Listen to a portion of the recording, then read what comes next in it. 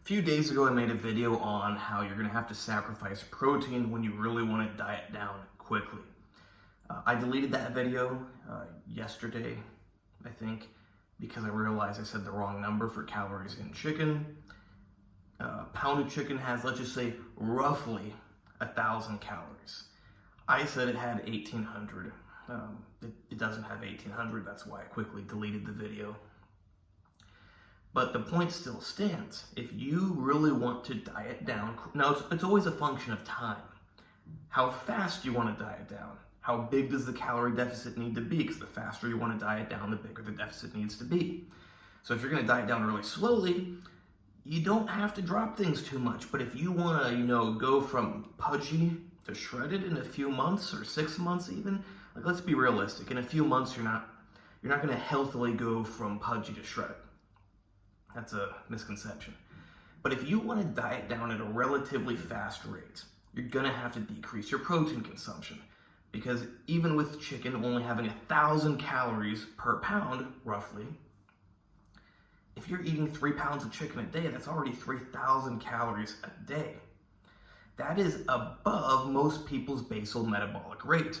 Now, you might be thinking, but we don't just have our basal metabolic rate, we also have our activity on top of that burning calories. Yeah, but average person doesn't actually burn that many calories from activity each day. What? Walk around for 30 minutes, go to the gym for an hour, maybe. Each day, maybe. That's an average person. Average person doesn't do a whole lot of physical activity. How many calories do you really burn walking for, let's just say, 30 minutes and going to the gym for an hour each day? A few hundred? So let's just say you can burn 2,500 calories a day. You're already over that eating 3 pounds of chicken a day. Now, while that might be your ideal amount of protein, that's not your ideal amount of calories for dieting down. And chicken's one of the leaner sources of protein. You try to get that same amount of protein from beef, you're going to have a lot more calories. I don't know exactly how many calories, but you're going to have a lot more.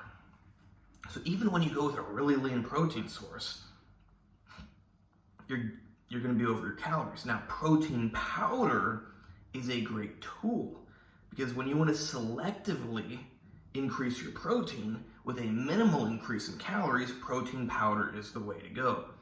So, never mind. I don't know the numbers for something, so I'm not going to say it. I'm not someone who focuses on numbers of grams of protein.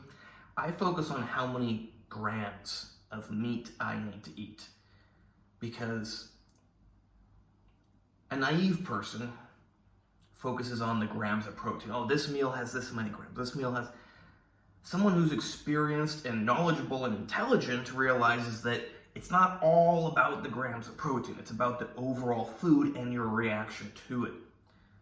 So, you might be getting 50 grams of protein from chicken and 50 grams of protein from protein powder, but you're not going to respond the same to them.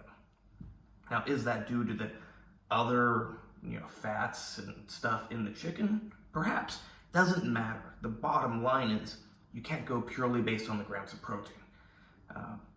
I got kind of off track, but yeah, protein powder is the best way to decrease your calories while keeping the protein up.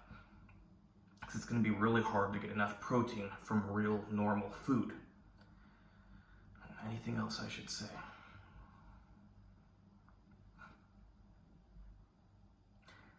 As much as it seems like it shouldn't matter, because protein powder has so few calories, I generally will put, let's just say, 70 grams worth of, between whey and collagen in a shaker cup to bring to the gym with me. But in my experience, despite the math saying that 70 grams of protein, that's only 280 calories. There's also a little bit of fat and stuff in the protein powder. Let's say it's 300 calories. Doesn't matter. I don't put exactly 70 grams of protein anyways. But despite that not being that many calories, I do notice a difference when I cut that out. Sure, it may not be ideal for anabolism, but when I'm trying to diet down, I have noticed that if I drink my intra-workout protein drink, it does decrease my fat loss. Now, why exactly? Doesn't matter. The fact is that it's what I've noticed. Now, if you do that and you take that out and you don't see a difference, then don't take it out. I do see a difference. So I'm decreasing how much protein I put in my protein drink, and some days I'm just not drinking any protein at all during my workout, because currently I am dieting down for a bodybuilding competition. Holding on to a decent amount of water right now, changing things up, gotta drop the water, see how I'm really looking. I'm not lean enough, but I got 2 more months. Gonna do a competition in Smolensk at the beginning of May. Hope you like this video. Please like, subscribe, and comment. Check out the other videos. Check out my website, AndreyHutchings.org, and my Instagram, AndreyHutch, AndreyHutch. You can hire me either place for anything except for medical advice, but you don't need medical advice when you have expert medical information.